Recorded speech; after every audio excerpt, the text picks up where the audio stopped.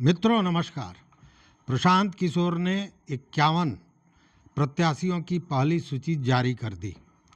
NDA में seat sharing को लेकर लगातार बैठकें चल रही हैं, लेकिन मामला कुछ साफ होता नजर नहीं आ रहा है। वही स्थिति महागठबंधन की भी है। हालांकि दोनों गठबंधन से आवाज़ यही आ रही है कि सब फार्मूला तय है, लेकिन कहीं से तय दिखता नहीं है, इसलिए कि बवेला अभी जारी है और सीट शेयरिंग को लेकर तमाम विवाद अभी भी चल रहे हैं। इसी बीच मैंने कल बताया था कि चिराग पासवान जो 40 सीट पर अड़े हुए थे, वह 40 सीट से नीचे उतर गए हैं और 25-26 सीट पर पहुंच गए हैं। मतलब 25 सीट पर उन्होंने सहमति जताई है। आपको याद होगा कि कल दिल्ली में नित्यानंद राय के साथ उनकी वार्ता हुई। हालांकि कई बैठकें भाजपा और लोजपा के लोगों के बीच हुई, लेकिन नित्यानंद राय के साथ जो वार्ता हुई, जो बातें हुई, जो बैठक हुई, वह बड़ा महत्वपूर्ण रहा।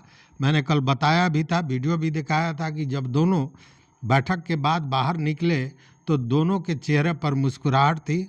दोनों अब व्यक्तियों ने कहा कि ऑल इज वेल, सारी चीज़ें ठीक हो गई हैं, सारी स्थिति सकारात्मक है, लेकिन खुलकर कुछ सामने नहीं आ रहा है कि कितनी सीटों पर बात हुआ है। सूत्रों की माने तो 25 सीट पर सहमति जता दी है चिराग पासवान ने, लेकिन इस सहमति के पीछे जो बड़ा कारण बताया जा रहा है वो यह कि भाजपा ने यह कहा है कि भाई आपके साथ हमेशा वीआईपी ट्रीटमेंट होगा। अब ये वीआईपी ट्रीटमेंट क्या है, इसको लेकर जो चर्चाएं सामने आ रही हैं उसमें ये बताया जा रहा है कि भाजपा ने चिराग पासवान को यह आश्वस्त किया है कि आपको बिहार से लेकर और जो दिल्ली है वहाँ तक आपको महत्व वाले और जो बड़े मंत्रालय हैं वो दिए जाएंगे। साथ में राज्यसभा की एक सीट की भी चर्चा चल रही है, एमएलसी की भी चर्चा चल रही है कि यह भी आपको दिया जाएगा। और बताया जाता है कि इसी वीआईपी ट्रीटमेंट को लेकर जो नेता हैं चिराग पासवान, उन्होंने अपनी सहमति जताई है। और आप जानते हैं कि पहले वो बगावती तेवर में थे। उस तेवर में उन्होंने बहुत सी बातें भी उनके तरफ से बताई जा रही थी, मीडिया में जो खबरें आ रही थी, लेकिन सच बात यही है कि अब क्या सहमति हुई है नहीं हुई है, भले बाहर से लोग जो कह रहे हो, लेकिन भीतर कुछ दिखाई नहीं दे रहा है।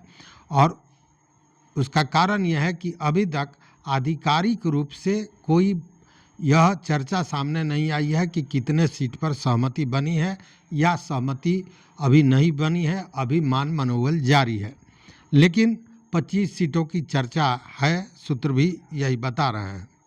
भाजपा ऐसे भी चिराग पासवान के चेहरा को चाह रही है और उसके पीछे कारण यह है कि बिहार में युवा नेता तेजस्वी हैं और तेजस्वी के सामने एक युवा चेहरा उन्हें चाहिए, और उसमें वो युवा चेहरा जो नज़र आता है वो चिराग पासवान के रूप में नज़र आता है। इसलिए चिराग पासवान को हर हालत में भाजपा चाहेगी कि अपने साथ मिला ले, तो इसीलिए ये मान मनोबल जारी भी है। दूसरी ओर अगर देखें तो जीतन राम मांझी, वह आप जान रहे हैं कि 15 सीटों की डिमांड कर रहे हैं, रश्मि रथी का श्लोक पढ़ रहे हैं, लेकिन अभी तक कोई मामला क्लियर नहीं हुआ है कि उनको कितना मिलेगा सीट, कितना दिया जाएगा। हालांकि वो मान सम्मान की बात कर रहे हैं। वो ये कह रहे हैं कि अगर 15 सीट मिल जाता है तो 8-9 सीट हम जीत जाएंगे। वैसी स्थिति में हमारी पार्टी जो पुरानी पार्टी है उसे मान्यता मिल जाएगी, चूँकि अभी तक उसे मान्यता प्राप्त नहीं है।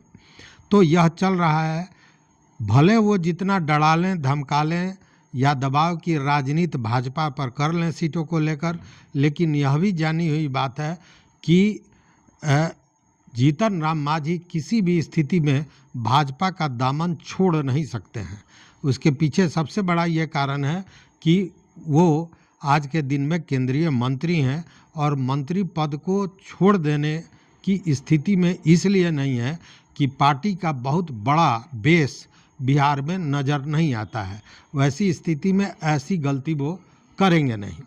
अब रही बात उपेंद्र कुशवाहा की, तो उपेंद्र कुशवाहा को लेकर ये कहा जा रहा है कि 6 सीटों पर सहमति बन गई है और इन 6 सीटों में दिनारा, ओबरा, सासाराम, महुआ, बाजपट्टी और मधुबनी या रजौली, इनमें से कोई एक, मतलब कुल 6 सीट पर रजामंदी हुई है। अब ये जो सीट का चयन, देखिए 6 सीट की बात है, लेकिन इन्होंने ये जो 6 सीट का डिमांड किया है, इसको लेकर अभी बात बहुत क्लियर नहीं है कि क्या ये 6 सीट भाजपा उपेंद्र कुशवाहा को देगी। सीट की संख्या तो क्लियर है, लेकिन वही सीट मिलेगा कि नहीं, यह अभी देखने वाली बात होगी। ऐसी स्थिति में अभी हम कह सकते हैं कि स्थिति स्पष्ट नहीं है, साफ नहीं है कि किसको कितना मिलने जा रहा है सीट और कौन किस सीट से लड़ेगा। तो आज 10 तारीख हो गया, अब समय कम है। भाजपा भी ये चाहती है कि कम से कम इतना समय तो उम्मीदवारों को मिले कि 20-21 दिन वो अपने क्षेत्र में चल पाएँ। इसलिए भाजपा भी या महागठबंधन भी चाहती है कि जल्द से जल्द इस मामले को निपटाकर और उम्मीदवारों की घोषणा की जाए। देखते हैं कब तक होता है। आप भी देखते रहिए मत अभिमत। मित्रों, चैनल पर नए हो तो सब्सक्राइब करें, लाइक करें, दोस्तों के साथ शेयर करें और अपना विचार इस मुद्दे पर जरूर दें। बहुत बहुत धन्यवाद, कोटिशः आभार।